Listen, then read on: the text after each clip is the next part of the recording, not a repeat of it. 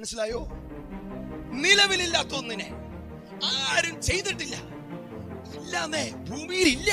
ഭൂമിയിൽ ഇല്ലാത്ത സാധനത്തിന് ആർക്കുണ്ടാക്കാൻ പറ്റും? ഇവിടെ പറയാണ്, നിലവിലില്ലാത്തതിനെ ഉണ്ടാക്കാൻ കഴിയുന്ന സർവശക്തനായ ദൈവം. ഹല്ലേലൂയ. ഉൽപ്പത്തി പുസ്തകം വായിച്ചാട്ടെ. നിലവിൽ ഇല്ലായിരുന്നു വെളിച്ചം, ഉണ്ടായിരുന്നു വെളിച്ചം. ദൈവം പറഞ്ഞു വെളിച്ചം ഉണ്ടാകട്ടെ. നിലവിലില്ലായിരുന്നു സസ്യങ്ങൾ, ദൈവം ശബ്ദത്താൽ വിളിച്ചു പറഞ്ഞു സസ്യങ്ങൾ ഉളവായി വരട്ടെ. ഭൂമിയിൽ ഇല്ലാത്തതിനെ ദൈവം ഉളവാക്കി. ആമേൻ. അപ്പോ നിന്റെ ജീവിതത്തിൽ ചിലത് ഇല്ലാത്തത് ഉളവായി വരണമെങ്കിൽ നിന്നിൽ ദൈവ ശബ്ദം നീ കേൾക്കണം. ആമേൻ. എങ്കിൽ ദൈവം നിന്നിൽ ഈ നിലവിലില്ലാത്ത ചില കാര്യങ്ങളെ ദൈവം നിനക്ക് വേണ്ടി ഉണ്ടാക്കി തരും. ആമേൻ. ഈ പുസ്തകം പറയുന്നു, ദാനിയേൽ ബാബിലോൺ സാമ്രാജ്യം അടിമയാക്കി, ഒരു അടിമ കുഞ്ഞാക്കി രാജ്യത്തിലേക്ക് കൊണ്ടുപോയി.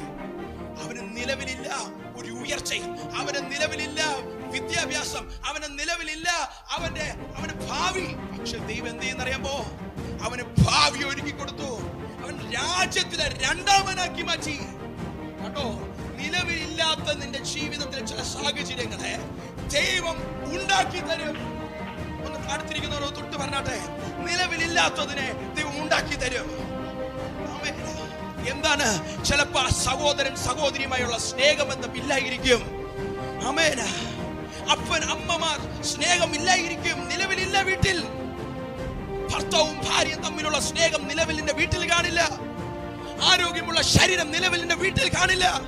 പക്ഷെ ദൈവത്തിന് ആത്മാവ് വിളിച്ചു പറയുന്നു, ഇന്ന് നീ ദൈവത്തിന് മുമ്പിൽ സമർപ്പിച്ചാൽ എന്റെ ദൈവം സർവശക്തനാണ്. നിലവിലില്ലാത്തത് എന്റെ ദൈവം ഉണ്ടാക്കി തരുമെന്ന് നീ എന്ന് വിശ്വസിച്ചാൽ കൃത്യമായി ദൈവം സർവശക്തനായി നിനക്കായി ഇറങ്ങി വരും.